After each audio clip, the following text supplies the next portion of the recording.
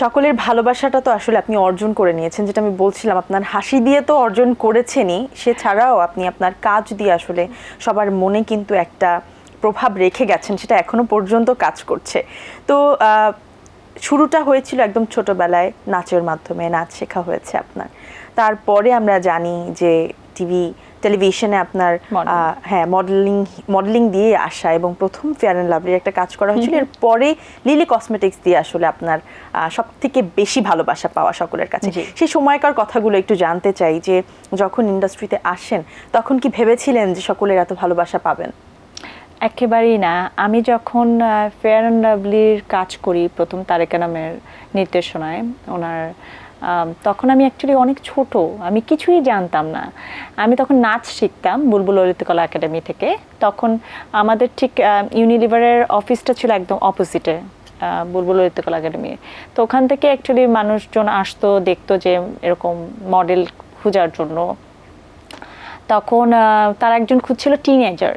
তো তখন আমি নাচ শিখছি এবং ওরা চাচ্ছিল যে এরকম একটা টিনেজ মেয়ে আমাদের দরকার ফেয়ার অ্যান্ড লাভলির জন্য। তো আমার আম্মাকে যখন প্রপোজ করা হলো যে এরকম একটা অ্যাডের জন্য আপনার মেয়েকে আমরা সিলেকশন করতে চাই, তো স্ক্রিনে আমরা একটা স্ক্রিনশট হয় আমাদের অ্যাডের আগে। তখন যতটুকু না আমি ছোট দেখতে, মানে সামনাসামনি, স্ক্রিনে আমাকে খুব একটু বড়সড় ম্যাচিউর একটা মেয়ে লাগলো। সো প্রথম দেখাতেই তারা পছন্দ করে ফেললো, এবং আমিও মনে করলাম আমাকে টিভিতে দেখা যাবে, এটা অনেক বড় একটা বিষয়, আমার কাছে অনেক বড় কিছু। ইভেন আমার আম্মার কাছে যে ছোট মানুষ একটা শখ করছে হয়তো বা, আচ্ছা দেখি আমার মেয়েকে টিভিতে দেখা যাবে। কিন্তু সেই যে দেখা যাওয়ার ব্যাপারটা ছিল, শুরু হলো।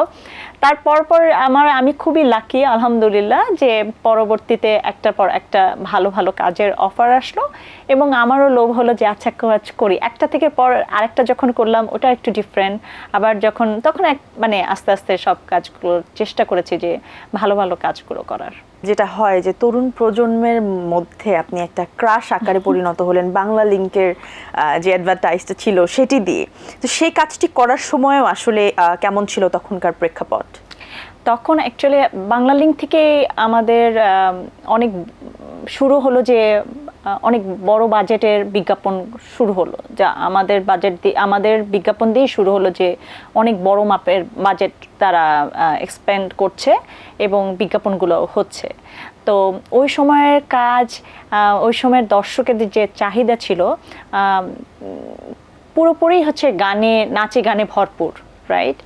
তো ওটা অনেক এনজয় করেছি, এবং আমাদের যে একটা টিনেজার একটা ভাইব ছিল, ওখানে একটা জুটি কাজ করতো, যে আমি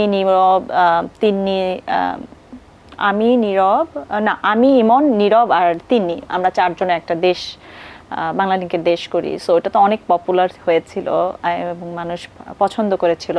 তো ওটা অনেক পছন্দ করেছে এই কারণে যে নাচ গান সব কিছু দেখতে ভালো লাগছিল, যে একটা স্ক্রিনে যখন আমরা ছিলাম একেবারে কালারফুল, তো ওটা খুব মানুষ এনজয় করেছিল।